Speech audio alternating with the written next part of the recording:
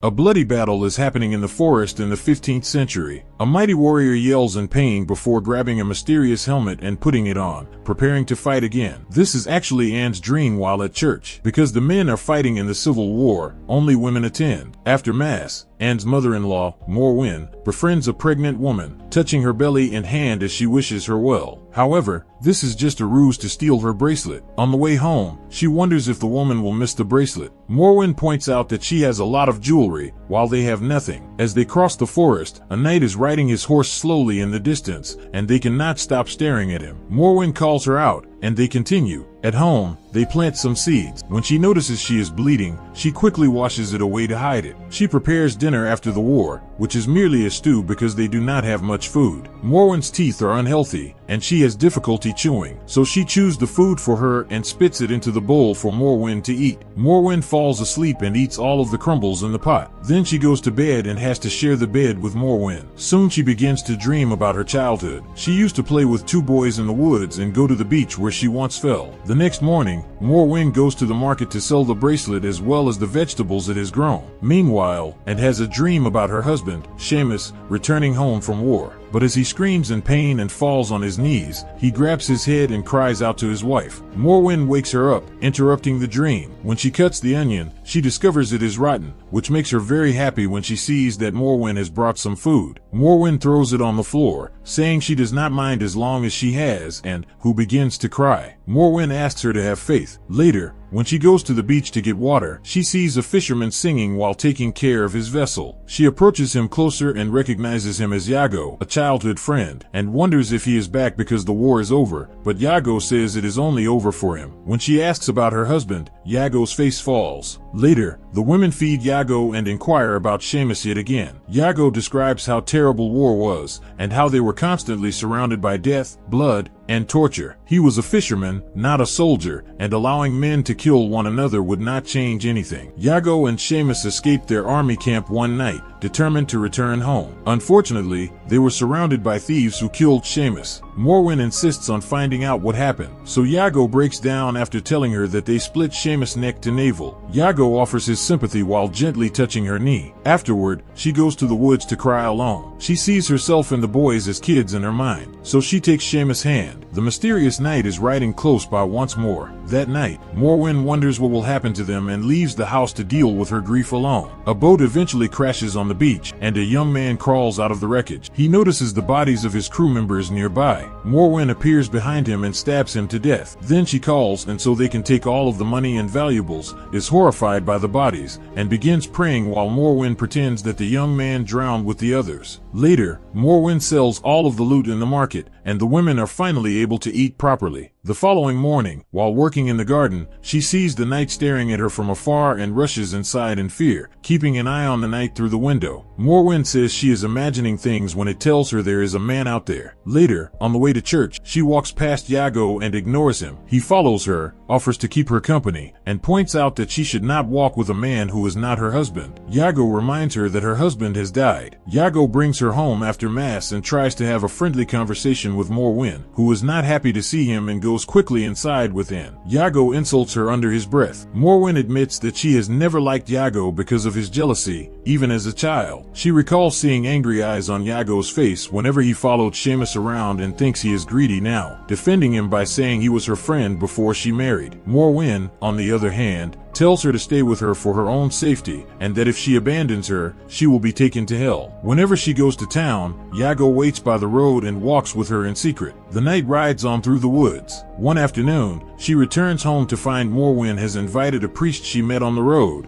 and she must watch him eat their last food. To express his gratitude for their generosity, the priest displays some relics collected during his pilgrimage. The priest tries to sell the trinkets after and is struck by how beautiful they are all. So Morwen explains that they do not have any money. Morwen then asks him if anyone knows he is back from his travels, and he replies no. Morwen surprises him from behind and slits his neck to kill him while he is praying. He immediately freaks out and points out that he was a holy man. Morwen, on the other hand, calls him a false pretender. They can now sell his belongings to get enough food for the entire winter. The women drag the body out of the house and throw it into the river. Then she tries to wash the blood off the floor, but to no avail. That night, Morwen recounts all of the rumors surrounding the priest, claiming that everyone knew he was a philanderer. She still thinks they have crossed the line, but Morwen assures her they have done everything necessary to survive. Morwen leaves for the market the next day, using a pelt to uncover the blood stain. She goes outside to investigate a strange noise she hears at the moment. She finds an old man staring back at her as she walks through the woods. Before he can react, the mysterious knight appears behind him, kills him with his sword, and quickly flees in fear, while the knight simply watches her on the road and trips and falls. Yago finds her and tries to warn him about the night, but he has not seen anyone in the area, so he thinks she is making things up. He calms her down and realizes she came to him for help, which flatters him, and she admits she does not care about going to hell if a demon knight touches her. Yago snorts, saying she does not believe Morwen's stories. On the battlefield, where thousands of men are shedding blood, is the real hell. Yago confesses his feelings for and invites her to meet him tonight at the spot where they used to play as kids. On her way home, she finds Morwen wearing expensive clothes while continuing to eat and drink like a queen. She wakes up at that moment and confirms that they are both in bed as usual. She sneaks out of the house after making sure Morwen is asleep.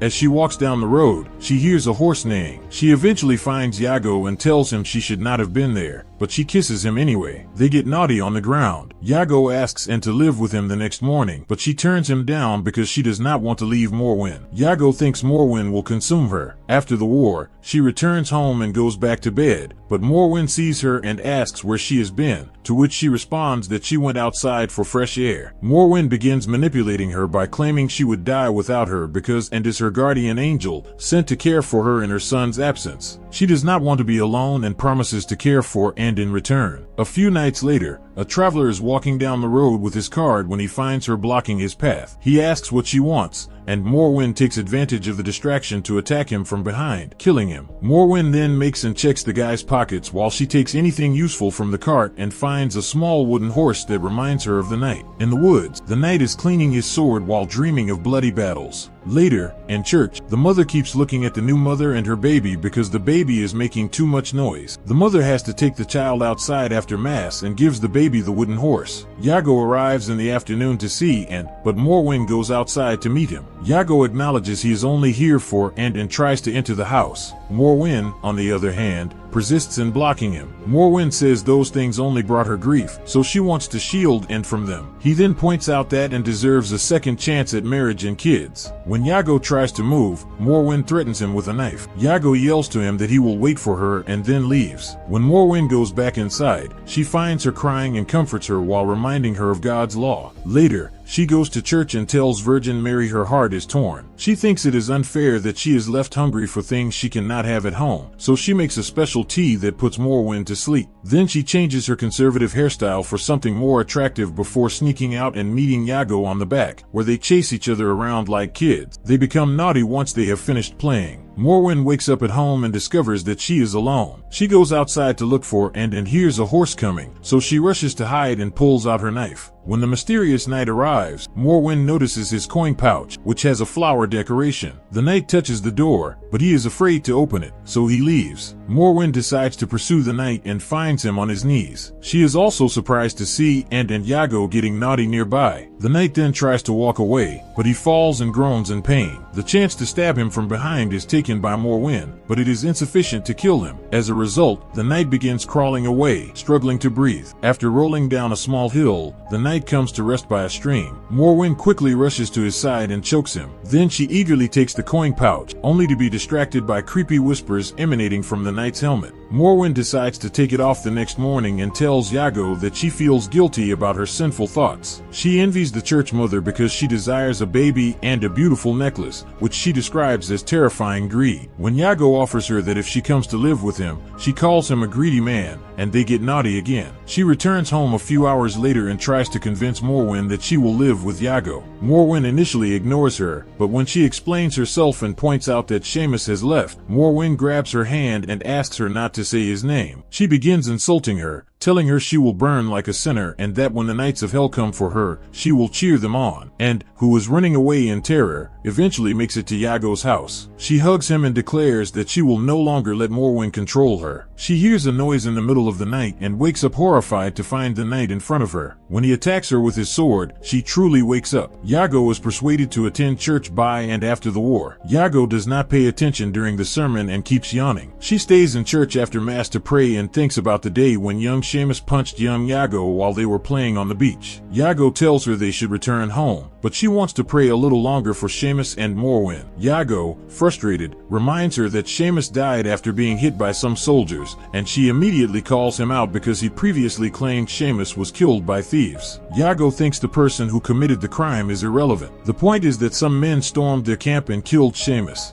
Yago claims he is loved and since they were kids and wants them to leave Seamus and his mother behind when and demands the truth, and is fed up with Yago's excuses and threatens to never speak to him again unless he confesses. Yago then reveals that Seamus has changed during the war. His ambition grew to the point where he killed random men to steal their money. A flashback shows Seamus stealing the flower pouch from a dead body. The mysterious knight approached Yago and Seamus the night after they escaped the army. Seamus immediately jumped on the man to fight him, and after exchanging blows, he stabbed him in the same way his mother did. This was not enough, so he stabbed him several times more before taking his helmet. Seamus put it on, feeling more powerful than ever. After a few seconds, he grabbed his head and yelled out in pain. He tried to remove his helmet, but it would not come off, so Yago left him behind. Meanwhile, Morwen has returned home with the helmet, but she is still reflecting on what she witnessed. It turns out that the person beneath the helmet was Seamus, who began wearing the knight's armor after defeating him and had a completely burned face. This means she killed her beloved son. She let out a noise that was a combination of laughter and sobbing as she repeated, "You came back to me." At church, Yago concludes his story, stating that he had no choice, and thinks Morwen was right about that. He is just a jealous boy. She then leaves the church, ignoring his pleas. Outside, she finds the priest lying on the ground. A closer look reveals that his neck was cut with a knife. She hears a noise at that moment and looks up to find the knight. A terrified individual flees and immediately goes home, only to find the house vacant. The knight soon comes looking for her and tries to flee, but she freezes when she hears her name. The knight begs her to remove the helmet, and the voice makes her realize it is Morwen. She wonders if her mother-in-law is trying to scare her back into submission, but Morwen only asks for pity because it hurts so much. Then she tries to take off the helmet and sees images of Morwen burning. The helmet will not come off no matter how hard she pulls, which only makes the pain worse. Next, he grabs a cross from the house and hits Morwen in the head with it. The helmet also breaks in and reveals Morwen's burned face. Morwen apologizes and begs forgiveness before helping her up. On the ground, the two halves of the helmet reunite, and the women see the dark souls of all the people it killed emerge. The two rush inside the house to hide, and then blocks the door with furniture. Soon, someone begins pounding on the door, waiting until it is opened before he or she finds the helmet. She hears whispers coming from it and picks it up, while Morwen warns her not to touch it because it is cursed and assures her that there is nothing to fear because the helmet has no power over her. Morwen notices a halo around her head before she goes blind. In the morning, Yago finds Anne on the beach and tells her he wants her, but she says she does not belong to anyone. So Yago points out that she is always talking about demons, but he is not the one causing her harm. Yago screams insults at Anne, who flees. After the war, she goes home and makes tea for Morwen, but it is clear she is now in charge of the war. Later, she goes to the woods and opens a chest that contains the helmet, which she picks up to listen to the whispers. Subscribe to watch more videos like this,